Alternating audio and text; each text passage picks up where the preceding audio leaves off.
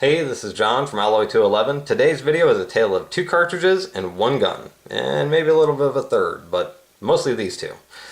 One being the Federal Target Grade Performance 22 long rifle, 40 grain bullet, 1200 feet per second, and the other being the Winchester Super X 22 long rifle, 40 grain bullet, 1280 feet per second. And the reason why I wanted to do this video was, it says an observational video as well, so I mean, whatever you think may have affected this, I'd like you to comment below and let me know what you think.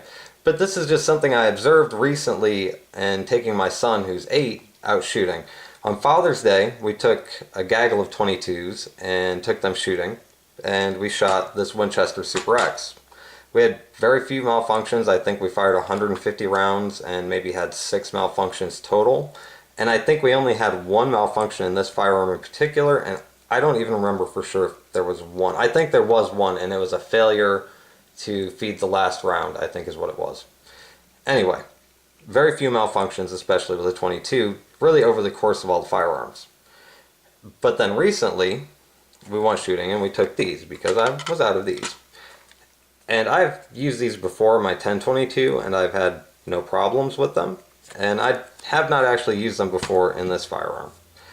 So I loaded up 2 magazines and we went through a safety and gave it to my son, racked it back after he'd already had it in his hand, you know, finger off the trigger, racked it back, let him fire, and it malfunctioned. And from that point forward, every time he fired it, it malfunctioned. Either a stovepipe, it either stovepiped or short stroked or failed to extract. No matter what, it did something. Which was really good in a way because it taught him how to clear malfunctions, which for anyone is a good skill to have, because if you have a malfunction when you're firing a firearm and you don't know how to clear it, you can become unsafe really quickly. You know, if you say have a malfunction, say it's stovepipes or something, which, well, let's see, do I have a, oh I do, look at this, I can simulate a stovepipe. You know, you have a stovepipe like that, and you go to clear it, and you pull the gun back like this, which I have seen people do, because they're not really being observant of the muzzle, and they'll pull it back, and now they're pointing it back behind them or at themselves, and they'll pull the slide back, and now you've got a live firearm. And that's because someone did not teach them well, obviously. But, and what's scary about that is they probably didn't get taught very good trigger control, so there's a good chance they had their hand in the trigger the whole time as well. But, yet I digress. So, teaching malfunction clearing is important.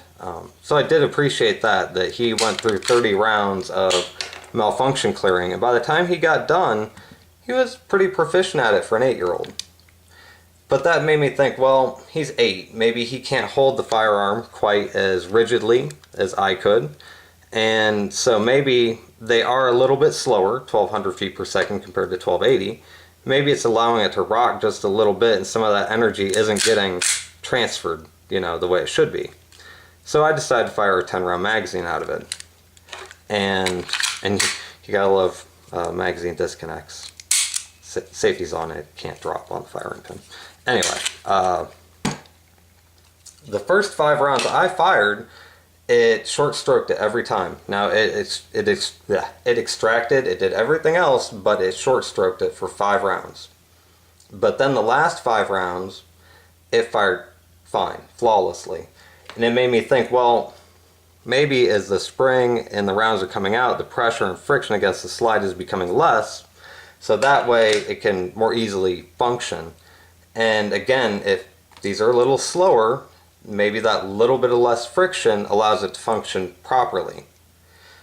So I thought, well, the malfunctions just boiled down to a difference in velocity. Because on both the days that we were shooting, the temperatures and humidity were relatively the same, and it was out of the same firearm.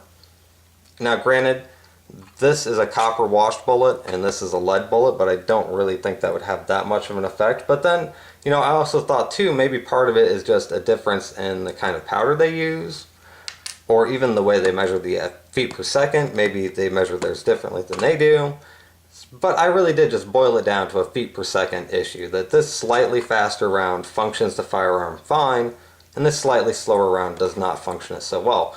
And in different firearms, it can be a totally different case. Even in another P22, you could have a P22 that will feed this all day, but that's more about knowing your individual firearm and what ammunition it is going to function with. But, you know, observing what I'd observed and thinking about what I thought about with these two rounds, I thought, okay, well, it's always functioned flawlessly with CCI mini mags. I wonder what the feet per seconds on a CCI mini mag are. And it's 1235, so it's like, well, that's still quite a bit lower than these, and not that much faster than these. And granted, a CCI mini mag has a copper washed bullet, and the Federal is a lead bullet. Still, the bullet design is similar, and so it's like, well, you know, I wonder why these perform fine. Never had a problem with these. Yet I had nothing but problems with these.